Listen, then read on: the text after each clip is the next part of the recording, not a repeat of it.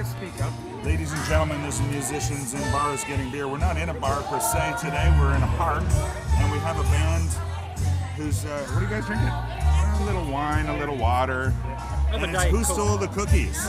Who wants to start? I'll start. Okay, this is Nick. Who Stole the Cookies? How did you guys start? Well, what happened was I was the captain of a soccer team, and we were playing weekly, and this man right here from Liverpool, England, a Liverpool FC fan, Tony Johnston, Hey, Tony. Hello. wanted to join the team. And so I said to him, okay, can you play footy? Of course he could play footy. And could he play footy? So we got to play soccer, as it's known here in Canada, in a very competitive way. And we formed a nice friendship. We were good teammates. And one Christmas in 2006, we had a gathering, and we had me playing guitar and singing. Now, he had formed a band in the meantime with Jamie. Tony and I worked together at an agency. Partner in crime. And so he said to me, we don't have, one of our players has left, one of our band members has left. Did you want to try out? Did you want to audition for our band and be the front man and be the vocalist? I said, I don't know.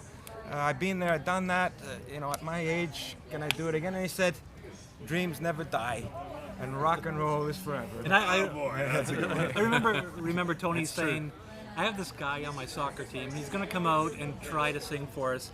I don't know if he's good or not. We'll give him a shot. And we didn't really expect anything.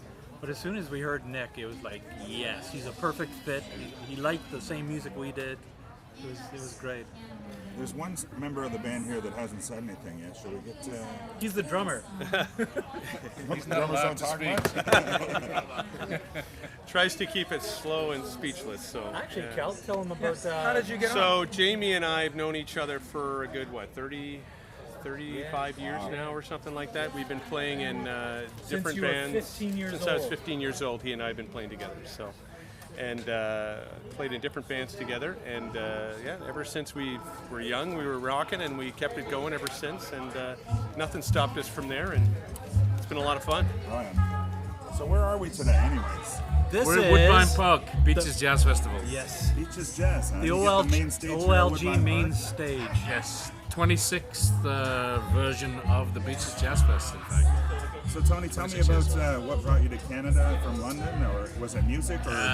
Yep, I'm from Liverpool originally, but I was living in London, working for an ad agency, got fed up with the price, got fed up with the cold weather, and so I moved to a country with even colder weather. And it's worked out just fine, because at least the summers are hot. Yeah, and the interesting thing with all of the guys, we played pretty seriously when we were teenagers.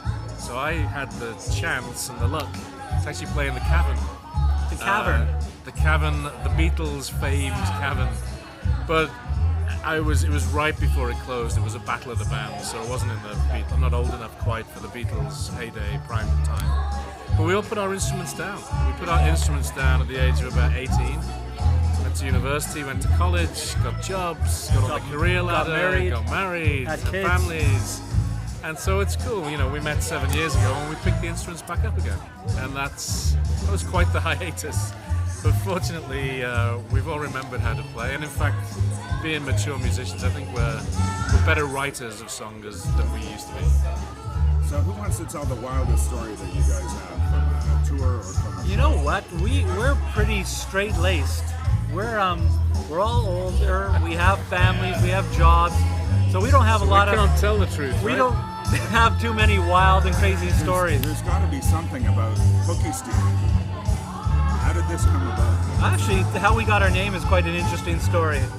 And just to keep it consistent, because you told it on breakfast or on CP24 this morning, Tony. Before he does so, I'm gonna say a couple of things about that. So you gotta ask yourself, what is the nature of a cookie? Is it irresistible? Is it sweet? Is it tempting? Damn right? tasty, mate. Right. Tasty. Right. That's That's what I right. like. Very tasty. Soft and chewy. And if you steal it, what are the consequences, right? Death. So one thing I will say before Tony gets into the heart of the story is that I saw on the day when we named our band Who Stole the Cookies is a female form with leopard-clad tight pants, black top, and long black flowing hair going away from the door, and we suspect that is the person. I think we got the LA police overhead. Yes. Hope that carried through. So you want the story? We, in the early days, we were rehearsing in a warehouse at Carlow Avenue and Queen Street East. And, you know, it wasn't a rehearsal studio, it was just a space that we rented. And we would play for an hour and a half, and then we'd go out, we'd put the coffee on, we'd have coffee, and we took it in turns to bring something to accompany the coffee. Sometimes we'd have crackers, sometimes we'd have cookies, cheese. And this particular Snacks. time, I brought in Decadent Choice cookies. And they were in the kitchen, they were on the plate. We played, we warmed up, we got everything going nicely. And if I might say, the whole practice, we had been, okay, what are we going to call ourselves? We're a band, we have some gigs coming up, we need a name. And we hadn't picked a name yet. So then this happens. Yeah, so we were the band with no name, and we thought about using that as the title for a while. That sucks. And then we went into the kitchen, and the cookies had disappeared. And so in my Liverpool, who stole the bloody cookies? And I said, that's good, I like that. What about that as a name? It's I don't memorable. care about the name. Where are the You cookies? remember it. Did you ever find the thief? Well, But it this was that female form that I Nick's- saw walking away. Nick is the Before the only break. one who claims to see this Yes, forum, that's but correct. That's correct. So, you know, maybe it was a hooker from Queen Street. He's hungry after a night shift, but So that story wild enough for you? That's pretty wild. pretty wild. So we dropped Is the it wild bloody. enough We for you? were who stole the bloody cookies for a while. We toyed for a while calling it the British Who Nicked the Biscuits. That's But right. we stayed with Who Stole the Cookies. Completely left out Who Dropped the Soap. That never existed. Who dropped the soap? Yeah, who never That was existed. another Never band thought we were about in. that ever. Not once. Be very careful when the drummer drops the soap. Say So, no more. what's the plans in the studio? Who wants to tell us about what you're recording? Well, we've been to the studio a couple times, and we'd love to record more. It's just the money, the finances, because we have a whole bunch of new original songs that we're performing live, and you'll hear some today. But we just haven't been able to get to the studio yet to record them. Hopefully soon. We do have a CD for sale today, so hopefully we sell 8 million of those, and we'll be able to go to the studio. And what's your album called? It's the debut album. It's called Who Stole the Cookies. Oh, okay. Self-titled. Yeah. Yeah. So, what else? What else we got here?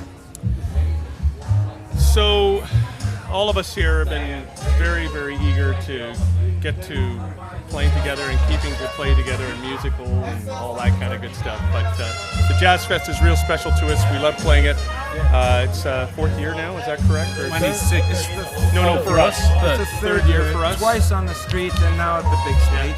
And we're really thankful that the Beaches has us here once more, because we really want to deliver this good boomer rock and roll to everyone so that they can hear what great quality sound is about. So And it's a good audience today. Yeah, great audience. And the weather's holding up. Looks like there's about 1,000 people out there. Yep. Is this your biggest audience? Yes. Yeah, this would be the Rib Fest. the Rib in Pickering Fest Was big as well. This is but bigger, yeah. this looks bigger, yeah. The Jazz Fest, the other previous years we were on the street, on Queen Street, and that was great. You had hundreds, 800,000. hundreds of people walking by you every second, and hundreds staying there and watching you, and you got that instant feedback, and that the vibe from the crowd was great. So I am going to miss that, I think, playing here, because it looks like the people are so far back. But But having said that, the sound, I don't know if you've listened to the sound system. fabulous. The sound system is unbelievable. You stand at the back, stand anywhere, and you hear every single note crystal clear. No pressure, boys. At one point, the drummer dropped a pin, and I heard it. So there you go. Yes, Yeah, true story. yeah. I like this guy. All right. Well, Let's let's take a put a wee break. Talk damper to on our things. sponsors. If there's any sponsors out there, please call us immediately. There's musicians in bars getting beer. with Who Stole the Cookies.